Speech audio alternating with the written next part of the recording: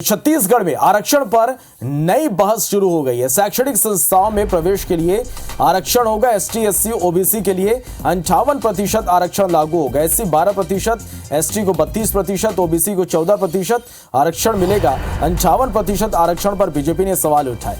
एक साल में आदिवासी समाज को बहुत नुकसान हुआ, बीजेपी के ये कहने। पहले उसके लिए सार्वजनिक माफी मांगे सरकार, सुनिश्चित करे कि अपने आदमी इस चैलेंज नहीं करेंगे।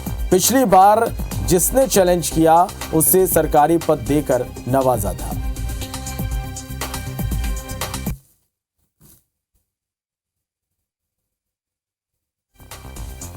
तो मुख्यमंत्री निवास में आज भूपेश कैबिनेट की एक अहम बैठक हुई।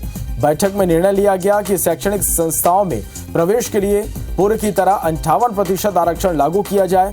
इसमें अनुसूचित जाति को 12%, अनुसूचित जनजाति को 32% और ओबीसी को 14% आरक्षण मिलेगा। बता दें कि सुप्रीम कोर्ट ने राज्य शासन की ओर से दायर एसएलपी में पारित अंतरिम आदेश दिनांक 1 मई 2023 के अंतर्गत राज्य में पूर्व प्रचलित आरक्षण व्यवस्था अनुसार नियुक्ति चयन प्रक्रियाओं को जारी रखने के लिए अंतरिम राहत दी गई। इस अंतरिम आदेश के अनुरूप ही अंतरिम तौर पर मंत्रिपरिषद की बैठक में राज्य की शैक्षणिक संस्थाओं में भी प्रवेश प्रक्रिया पूर्व प्रचलित आरक्षण व्यवस्था अंतर्गत करने का निर्णय लिया गया। मामले पर सीएम भूपेश बघेल ने कहा कि भर्तियां शुरू हो गई थी, कॉलेज प्रवेश में विसंगतियां आ रही थी। भर्तियों में जो आरक्षण की व्यवस्था है वही व्यवस्था एडमिशन में होना चाहिए, इसलिए यह फैसला लिया गया।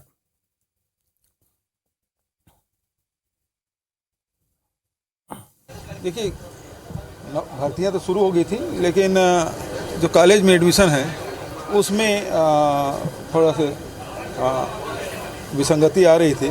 तो जो भर्तियों में जो आरक्षण की व्यवस्था है वही व्यवस्था एडमिशन में भी होना चाहिए, तो उस मामले में फैसला लिया गया।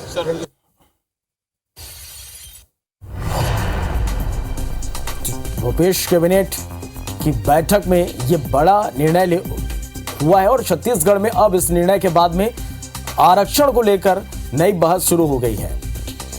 एससी को 12%, एसटी को 32%, ओबीसी को 14% आरक्षण मिलेगा। कॉलेज प्रवेश में विसंगतियां आ रही थी लगातार, सीएम भूपेश बघेल का यह कहना है और इसे देखते हुए यह निर्णय यहां पर लिया गया है। तो भूपेश कैबिनेट की बैठक में एक अहम निर्णय आरक्षण को लेकर लिया गया और इसके बाद अब इस निर्णय के बाद इस पर नई बहस शुरू हो गई है। एससी को 12%, एसटी को 32%, ओबीसी को 14% आरक्षण दिया गया।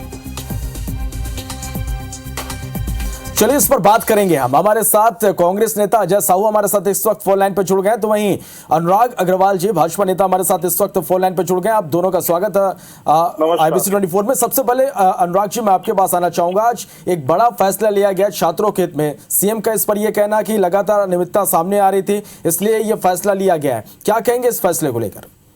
देखिए, भूपेश बघेल जी कोई भी फैसला राजनीतिक नफा और नुकसान को लेकर लेते हैं और उसके अलावा इनके पीछे जनहित तक कोई भी मामला नहीं होता। पहले भी देखिए, पहले जो आरक्षण या अन्य विषयों पे जो फैसला लेते हैं, फिर अपने ही व्यक्ति को कोर्ट में खड़ा करके उस फैसले के खिलाफ स्टे लगवाते हैं और उस व्यक्ति को उपजीत करते हैं।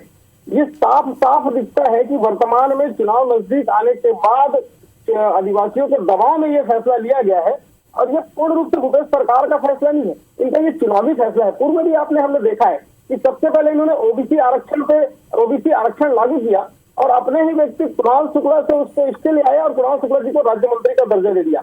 इस आदिवासी आरक्षण का जिस व्यक्ति ने स्टे लेके आया उस खांडे जी को भी उन्हें कैबिनेट मंत्री का दर्जा दे दिया। ये सरकार विभिन्न प्रकार के छत्तीसगढ़ में फैसले कर आपसी माहौल खराब करके आपसी वर्ग भेद की स्थिति उत्पन्न करना चाहती है और अपना कोना बैठ के मजा लेने की कोशिश करती है। लेकिन छत्तीसगढ़ की जनता भूपेश बघेल के प्रपंच को समझ गई है और अब ये जिस प्रकार से छत्तीसगढ़ में लगातार आंदोलन हो रहे हैं, जिस प्रकार से सब वर्ग खड़ा होकर सवाल उठा रहे हैं, तो भूपेश बघेल जब हड़बड़ाहट में फैसले ले रहे हैं, लेकिन उनके कोई भी फैसले जनहित के हिसाब से नहीं है। जी अनुराग जी, हमारे साथ अजय साहू जी भी इस वक्त बने हुए हैं। अजय जी, बीजेपी का साफ तौर पर यह कहना है कि चुनाव है, दबाव में यह निर्णय लिया गया है, क्या कहेंगे इस पर? देखिए, आज जो कैबिनेट में निर्णय लिया गया है, निश्चित तौर पर ये भर्तियों और जो कॉलेज में एडमिशन को लेकर विसंगतियां थी उसको दूर करने के लिए लिया गया है। लेकिन भाजपा प्रवक्ता जो बात कह रहे हैं कि हमने कोर्ट में भेजा, हमारी सरकार तो चाहती है कि हम 78%, 74% का जो आरक्षण है वो दे।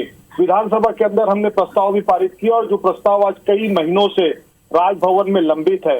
इसके पहले की जो राज्यपाल थी वो आदिवासी समुदाय से आती थी, उनका स्थानांतरण इसीलिए किया गया क्योंकि वो चाह रही थी कि आदिवासियों को अधिक आरक्षण मिले, पिछड़े वर्ग को अधिक आरक्षण मिले, लेकिन उनको यहाँ से हटा दिया गया और उनको मणिपुर भेज दिया गया। अभी जो नए राज्यपाल आए हैं वो भी इस पर कोई निर्णय नहीं ले रहे हैं, लेकिन लगातार जो स्थितियां बन रही है उस स्थिति से निपटने के लिए हमारी सरकार ने कैबिनेट में यह निर्णय लिया है।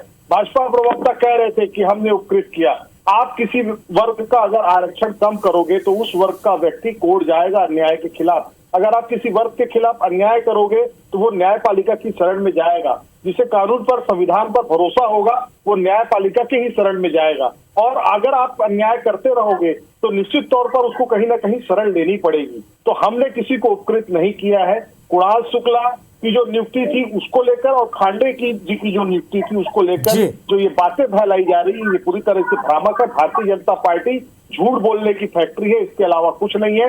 ये लोग विधानसभा के अंदर दिखाने के लिए आरक्षण का समर्थन करते हैं और राजभवन को बैकडोर से दबाव डाल करके आरक्षण विधेयक को रोकने का काम करते हैं। यही भारतीय जनता पार्टी का चरित्र है। छत्तीसगढ़ की जनता ने चरित्र को बहुत नजदीक से देखा है। तो कोर्ट ने कहा कि इस आरक्षण का आधार क्या है, आधार तय करने के लिए उन्होंने क्वांटिफाइबल डाटा आयोग का गठन किया और क्वांटिफाइबल डाटा आयोग की रिपोर्ट भी मंगा ली। इसी आरक्षण के प्रारूप पर हस्ताक्षर किए, चूंकि छत्तीसगढ़ में भारतीय जनता पार्टी की सरकार नहीं है। फिलहाल एक बड़ा फैसला कैबिनेट में लिया गया है और कहीं ना कहीं इस फैसले का जो लाभ है, फायदा है वो फिलहाल तो छात्रों के यहाँ पर जरूर मिलेगा। बहुत शुक्रिया आप दोनों का इस पूरी हमारे साथ जुड़ने के लिए और इस बातचीत के लिए।